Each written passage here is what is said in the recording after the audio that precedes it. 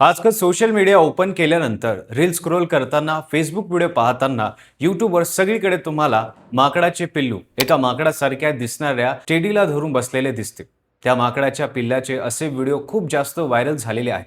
तर त्या पिल्लाचे नाव काय आहे, ते त्या टेडीला असं का धरून बसले आहे, त्या माकडाच्या पिल्ल्याची आई त्याला जवळ का घेत नाही, हे सगळं जाणून घेऊया या व्हिडिओच्या माध्यमातून.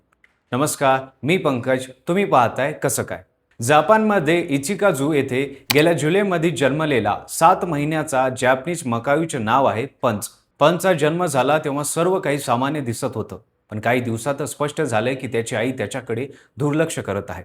आपण पाहिले असेल की माकडांमध्ये बाळ जन्मल्यानंतर लगेच आईच्या अंगाला घट्ट चिटकून राहतं. त्या स्पर्शातून त्याला सुरक्षिततेची जाणीव, ऊब आणि जगण्याची ताकद मिळते. पण पंचकडे धरायला आईच नव्हती. त्याची आई पहिल्यांदाच माता झाली होती. अनुभवाचा अभाव तसेच जन्माच्या वेळी असलेली उष्णतेची लाट, या दोन्ही गोष्टींनी तिच्यावर मानसिक आणि शारीरिक ताण निर्माण केला असावा. अशा परिस्थितीत काही माता स्वतःचं आरोग्य आणि भविष्यातील प्रजनन याला प्राधान्य देते. निसर्गात भावना नसतात तिथे टिकाव महत्वाचा असतो. आईने नकारल्यानंतर पंच एकटाच फिरताना दिसू लागला. मोठी माकड त्याला ढकलत, ओढत, कधी पळवत. सोशल मीडियावर व्हायरल झालेल्या व्हिडिओमध्ये तो एकटा घाबरलेला एका मऊ औरंगुटात खेळताना घट्ट मिठी मारून बसलेला दिसतो. झू कीपर कोसुकी शिकानो यांनी सांगितलं की सुरुवातीला त्यांनी गुंडाळलेला टॉवेलचा पर्याय वापरून पाहिला, पण त्यातून अपेक्षित परिणाम मिळाला नाही. मग त्यांनी एका माकडासारख्या दिसणाऱ्या स्टफ ओरंगुटान खेळण्याचा पर्याय दिला आणि चमत्कार घडला. पंचनी त्या खेळण्याला घट्ट पकडलं, जणू त्याला हवी असलेली आईची मिठी त्यात सापडली. मानसशास्त्र तज्ज्ञांच्या मते अशा वस्तू अटॅचमेंट फिगर म्हणून काम करतात. 6-7 महिन्याचं बाळ अजूनही स्तनपानाच्या आणि स्पर्शाच्या गजरेच्या टप्प्यात असतं, त्यामुळे खेळणं त्याच्यासाठी भावनिक आधार बनतं. व्हिडिओमध्ये पंचला मोठी माकड ओढतात, वर्तुळात फिरवताना दिसतात. अनेक प्रेक्षकांनी याला बुलिंग म्हटलं. पण प्रायमेटोलॉजी तज्ज्ञ ऑलिसिन बेई यांच्या मते हे असामान्य नाही.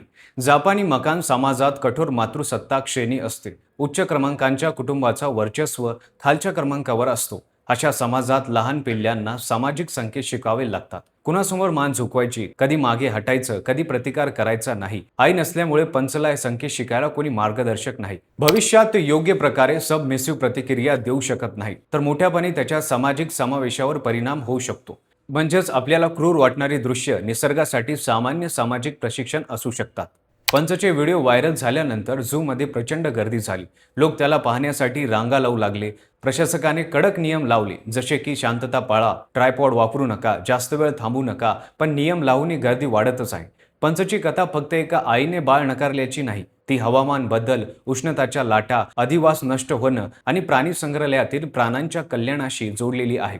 जपानमध्ये मकाक माकड कधी कधी शेतीची हानी करतात, म्हणून त्यांची शिकार केली जाते. त्यांची बुद्धिमत्ता लक्षात घेता त्यांचा जैववैद्यकीय आणि न्यूरोसायन्स प्रयोगांमध्ये वापर होतो. पंच हा पहिला प्राणी नाही ज्याने जगाचं लक्ष वेधलं. याआधी अनेक प्राण्यांनी सोशल मीडियावर लोकप्रियता मिळवली होती. आज पंच अजूनही आपल्याला मऊ खेळण्याची मिठी घालून जगाशी सामना करत आहे. पण प्रत्येक दिवस त्याच्यासाठी शिकण्याचा, जवळून घेण्याचा आणि टिकाऊ राहण्याचा आहे. पण त्याची कथा आपल्याला विचार करायला भाग पाडते. आईने बाळ का नाकारलं? निसर्ग इतका कठोर का असतो? आणि आपण मानव म्हणून यातून काय शिकणार? कदाचित उत्तर असं असेल, प्रेम आणि माया ही फक्त भावना नाहीत, ती शिकलेली आणि अनुभवातून घडलेली प्रक्रिया आहे. निसर्गात टिकाव महत्वाचा असतो. सहानुभूती आपल्याला मानव बनवते. पंचची गोष्ट आपल्याला सांगते की जरी जगाने नाकारलं तरी आधार कुठेतरी सापडतो. कधी आईच्या मिठीत, कधी समाजाच्या सहकार्यात आणि कधी एका साध्या मऊ खेळण्यात. आणि म्हणूनच ही फक्त एका माकडाची कथा नाही, ही आहे जिवंत राहण्याची, जुळून घेण्याची आणि आशा न सोडण्याची कहाणी.